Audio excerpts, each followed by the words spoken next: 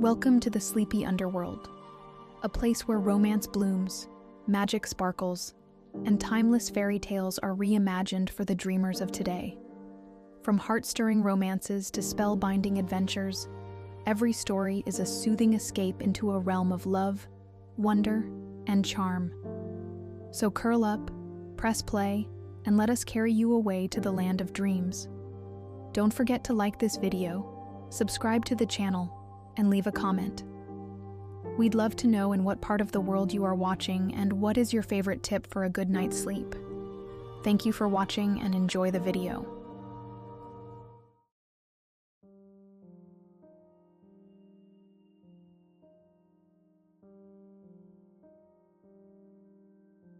I never thought a worn-out quilt could change my life, but God works in mysterious ways. My name is Lillian, and this is how a simple blanket helped me find joy in life's imperfect moments. The autumn wind bit through my thin jacket as I hurried into Heaven's Treasures thrift store, my 6-year-old son Matthew trailing behind me.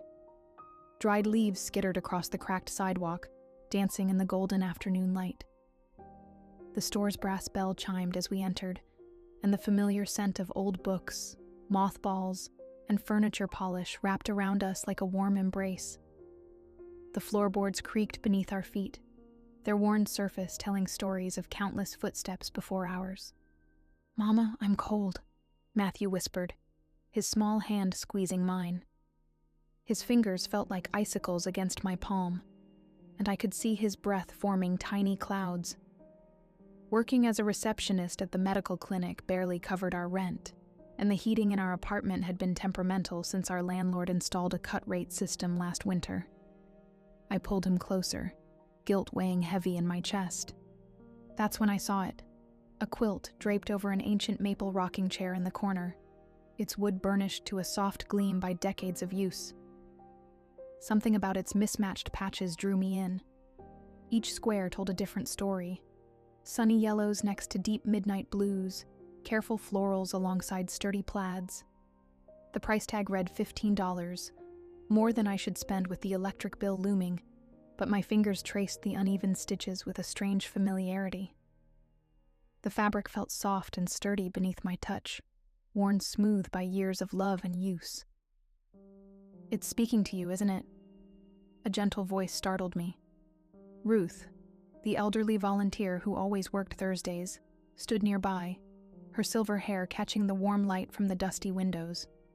Her eyes twinkled behind wire-rimmed glasses that had seen decades of stories unfold. That quilt has quite a history. Matthew had already wrapped himself in its faded warmth, his eyes growing heavy as he nestled into its embrace. The deep purple circles under his eyes, evidence of too many sleepless nights in our cold apartment, decided for me. The $15 would mean rice and beans for dinner next week, but the peace settling over my son's features was worth every penny. That night, as I tucked Matthew under our new treasure, I noticed something peculiar. Each patch seemed to hold its own character, its own tale. The fabric smelled faintly of cedar and thyme, with undertones of something sweetly familiar, like my grandmother's linen closet. One square showed signs of careful mending, tiny stitches holding together what once was torn, each one placed with loving precision. Another patch, bright red with tiny forget-me-nots, had faded unevenly, as if it had faced countless sunny days on a clothesline. Some squares were perfectly aligned, while others tilted slightly, giving the whole piece a charmingly imperfect rhythm, like a handwritten note. Over the next few weeks, I found myself studying the quilt during our nightly routine. The texture of each patch became as familiar as my own heartbeat. The smooth coolness of cotton, the sturdy ridges of corduroy, the delicate whisper of silk. Matthew would ask for stories about each square, and though I didn't know their true origins, we imagined them together. The blue gingham square became a story about courage during a storm, its pattern reminiscent of turbulent waves. The faded denim patch inspired tales of perseverance and hard work, its sturdy weave speaking of strength. One particularly difficult evening, after learning about upcoming layoffs at the clinic, I collapsed onto our second-hand couch, the quilt wrapped around my shoulders like a protective embrace. The weight of single motherhood pressed down on me, heavy as wet cement. Tears threatened to fall, but something about the warmth of those worn squares comforted me. That's when I noticed it. A tiny cross stitched in one corner with golden thread, nearly invisible unless you knew where to look. The stitches gleamed in the lamplight, a reminder of faith in dark moments. The next day, I returned to Heaven's Treasures, hoping Ruth could tell me more about the quilt's history.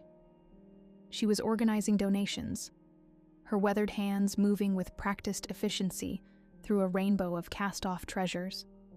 The afternoon sun streamed through the windows, creating halos around the dancing dust motes. "I wondered when you'd come asking," she smiled, setting aside a box of old Christmas ornaments that tinkled like tiny bells. That quilt was made by the Women's Prayer Circle of Hope Valley Church back in 1985. Each woman contributed a square from something meaningful in their lives, pieces of their stories stitched together with prayer and purpose. Ruth pointed to a patch of pale yellow fabric with tiny roses, their petals so delicate they looked hand-painted. This one came from Hannah Solomon's wedding dress. She lost her husband Michael in a car accident just 3 months after they married. But instead of letting grief consume her, she started a support group for young widows. That group still meets today, 3 decades later. My fingers traced the delicate pattern, feeling the weight of Hannah's story in every thread. The fabric was silk, impossibly soft despite its age. Ruth continued, "The blue gingham? That's from Rachel Martinez's son's baby blanket. He was born with a heart condition and spent his first year in and out of hospitals. The doctors said he wouldn't live to see kindergarten. Today, he's a cardiac surgeon at Memorial Hospital, saving lives just like the doctors who saved his." As Ruth shared more stories, I began to see the quilt differently. Each imperfect stitch represented a moment when someone chose hope over despair, faith over fear. These women had faced challenges far greater than mine, yet they'd created something beautiful from their broken pieces. The quilt wasn't just fabric and thread, it was a tapestry of triumph. That night, as Matthew and I snuggled under the quilt, its familiar weight settling around us like a protective cocoon, he asked about my day. Instead of hiding my worries, I shared them, along with the stories Ruth had told me. "Mama," he said, his finger tracing the golden cross in the corner. "Maybe God gave us this quilt to remind us we're not alone, like all these squares stick together to make something warm and nice. Even though they're all different, they fit together perfectly."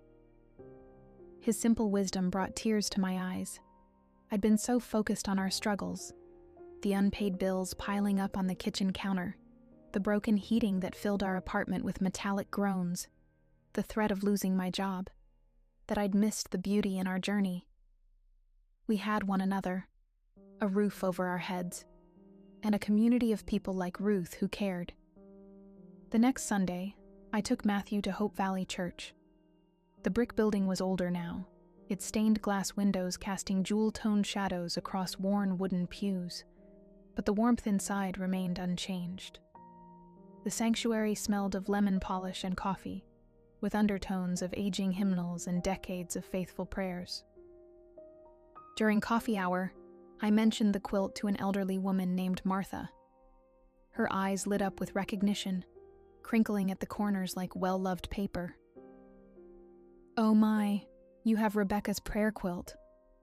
I helped make that." Her arthritic fingers trembled with excitement as she gestured to others nearby.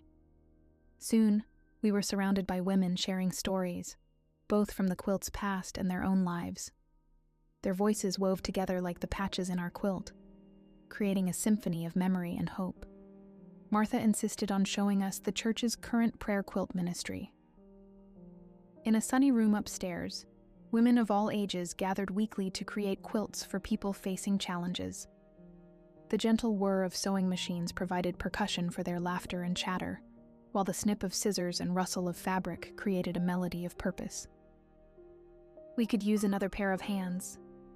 Martha winked, holding out a needle and thread. No experience necessary, just a willing heart. Though I'd never sewn before, I found myself returning each week. The room became a sanctuary of sorts, filled with the subtle perfume of warm fabric, the whisper of thread through cloth, and the steady rhythm of women working together. Sometimes Matthew would color quietly beside me while I learned to stitch, his crayons scratching softly against the paper. Other times, he'd help sort fabric squares, creating patterns that only a child's imagination could devise, his small hands moving with surprising certainty through the rainbow of choices.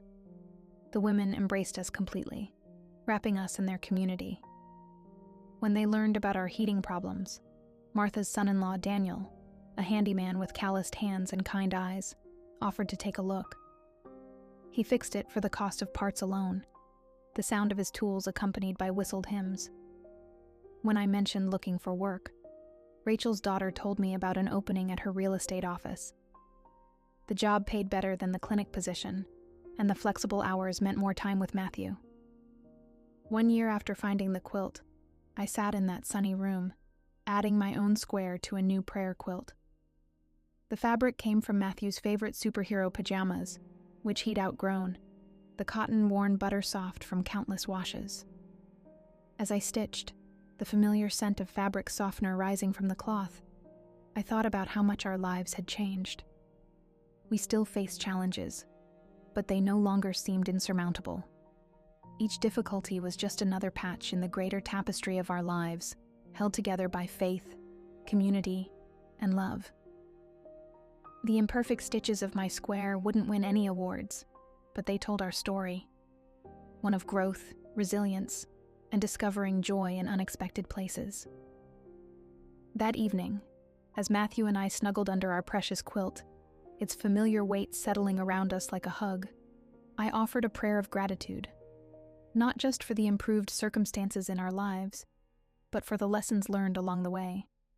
God hadn't simply handed us solutions, He'd given us something far more valuable: the wisdom to see beauty in brokenness, strength in community, and purpose in pain.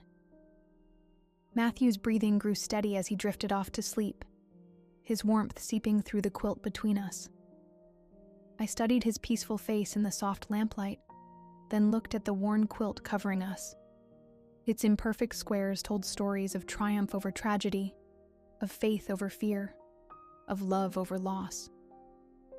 But more than that, they reminded me that we're all part of a greater design, one where every tear, every struggle, every moment of joy serves a purpose. Our story, like the quilt, might not be perfect. There are crooked stitches and mismatched pieces, rips that have been mended, and patches that show their age. But that's what makes it beautiful. That's what makes it real. That's what makes it ours. As I drifted off to sleep, the quilt rising and falling with my peaceful breaths, I smiled, knowing that somewhere, another struggling soul might find this quilt years from now. They'll add their own story to its legacy, creating another patch in God's magnificent tapestry of grace.